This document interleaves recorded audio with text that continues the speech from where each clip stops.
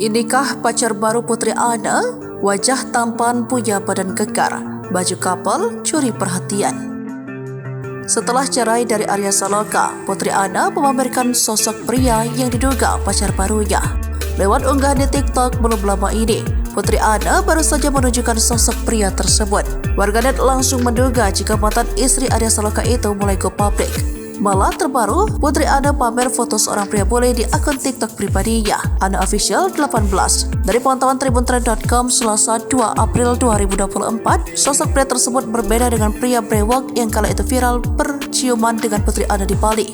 Pria diduga pacar baru Putri Ana ini seorang puli yang tinggal di luar negeri, berperawakan tinggi besar dan mempunyai brewok serta berkumis. Ana mendapat kiriman paket berupa kaos kembaran berwarna hitam.